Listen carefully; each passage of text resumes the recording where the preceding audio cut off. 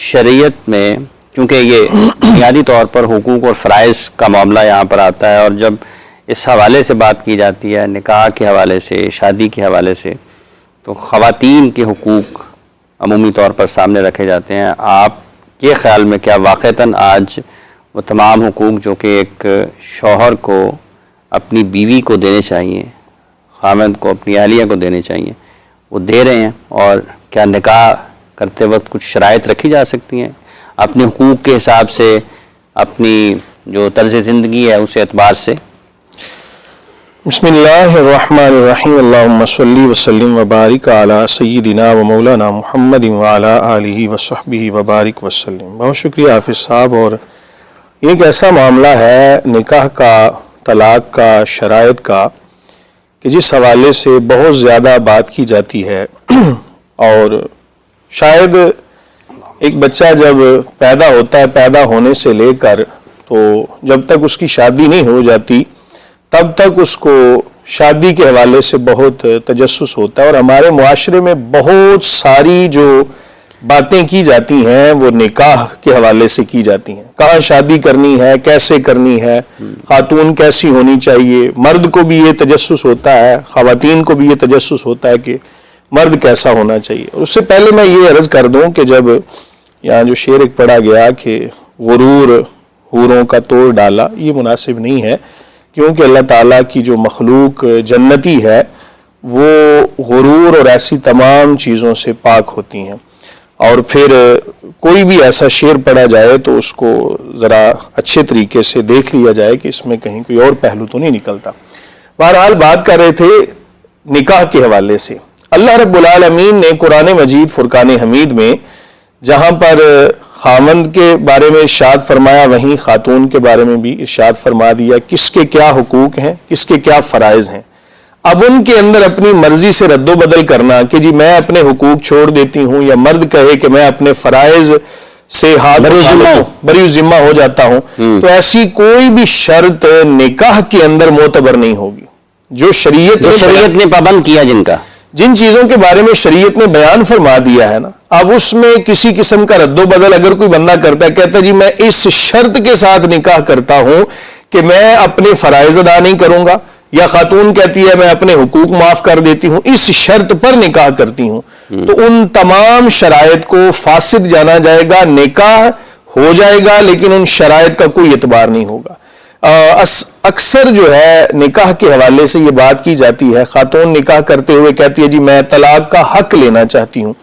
تو واضح رہے کہ طلاق کا حق بھی تب دیا جاتا ہے کہ جب نکاح ہو جائے. نکاح سے پہلے یہ تمام شرائط رکھنا ان کا کوئی اعتبار نہیں ہوگا. کیوں کہ نکاح کا مقصد ہوتا ہے بقائے نسل انسانی. آگے جو نسل چلنی ہے اللہ تعالیٰ نے ایک طریقہ کار ہمیں عطا فرما دیا، اس طریقہ کار کے مطابق ہمیں چلنا ہے. اللہ کا نام لے کر ایک خاتون دوسرے مرد کے اوپر حلال ہوتی ہے. اب اس میں اپنی مرضی سے کہتی ہے جی میں طلاق لینا چاہتی ہوں یا میں طلاق کا حق اپنے پاس رکھنا چاہتی ہوں. یہ اس صورت میں ہوگا کہ جب نکاح ہو جائے.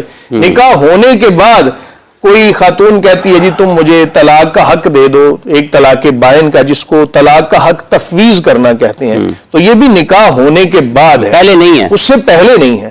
تو اصول میں نکاح اس شرط کے ساتھ نہیں کیا جا سکتا، کسی بھی شرط کے ساتھ یہ شرط رکھ دینا جی میں اپنے فرائض نہیں ادا کروں گا یا میں اپنے حقوق معاف کر دیتی ہوں. ان قسم کی تمام جو شرائط ہیں ان کا شرعی طور پہ کوئی اعتبار نہیں، نکاح مطلقاً ہوتا ہے.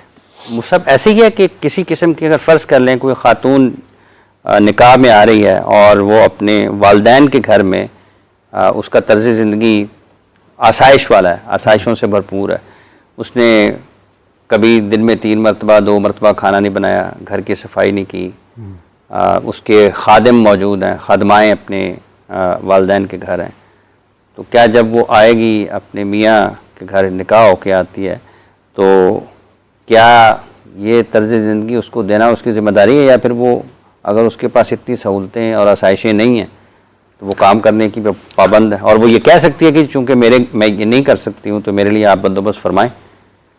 الحمدللہ والصلاة والسلام علی رسول اللہ. یہ شادی بیاہ کے معاملات، ان کا تعلق معاملات سے ہے. شریعت نے ان کو بھی طے کر دی ہے، اور ان کے اندر جہاں جہاں سہولت اور آسانی دینے کی اللہ تعالیٰ نے اس کے حبیب صلی اللہ علیہ وسلم نے ضرورت محسوس کی ہے تو وہاں آسانی بھی دی ہے۔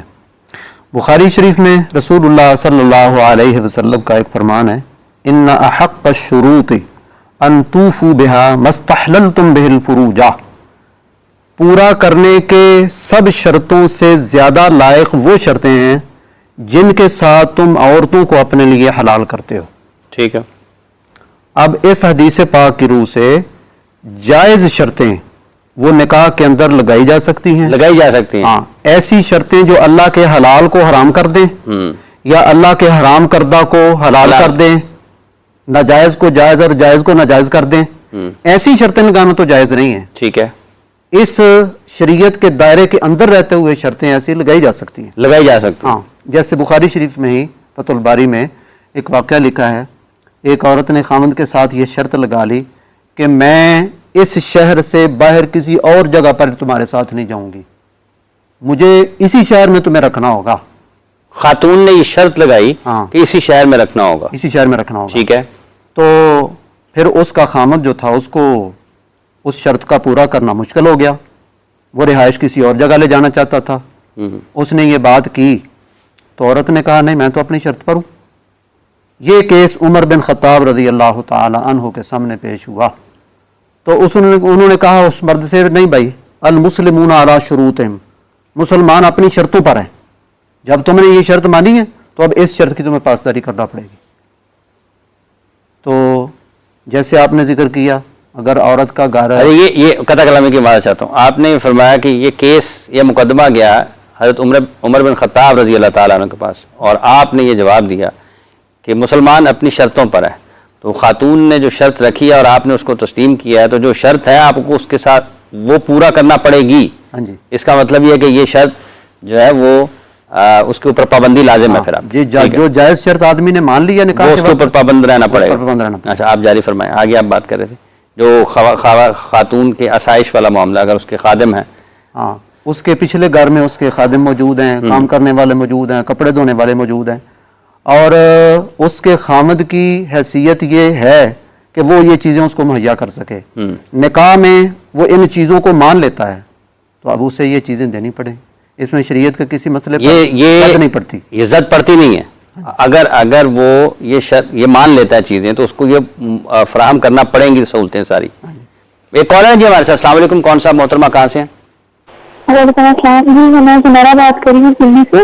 جی جی، میرا سوال ہے کہ میری شادی ہونے والی ہے اور میں نے اپنے ہسبینڈ کو سے پہلے ڈسکس کیا کہ میں اپنے فادر کا ہی سرنیم یوز کرنا چاہوں گی، لیکن انہوں نے مجھے کہا کہ نہیں، ایسا پاسبل نہیں ہے، تو میں اپنے ہسبینڈ کا ہی نام آگے لگاؤں۔ میرے لیے تو بہت پرابلم ہو جائے گی، میرے سارے ڈاکیومنٹس اپنے فادر کے نام پر ہیں، تو یہ ضروری ہے کیا شرعی طور پر کہ آپ اپنے ہسبینڈ کا نام شادی کے بعد چینج کر دیں؟ ٹھیک ہے، ٹھیک ہے، بہت شکریہ جی۔ مجھ سے اس بارے میں کیا حکم ہے؟ دیکھیں، اس کا تعلق کوئی قانونی معاملات کے ساتھ ہو سکتا ہے کہ جب ایک خاتون عقد زوجیت میں آتی ہے تو اس کے آئی ڈی کارڈ کے اوپر اس کے والد کی جگہ اس کے خاوند کا نام لکھا جاتا ہے۔ اگر وہ اپنے والد کے نام سے وہ اپنے ڈاکومنٹس چلانا چاہتی ہے تو اس میں شریعت نے اس کے اوپر قید نہیں لگائی کہ وہ اپنے والد کا نام ہٹا دے اور خاوند کا نام لگائے، کیونکہ خاوند کی اپنی حیثیت ہے، والد کی اپنی حیثیت ہے۔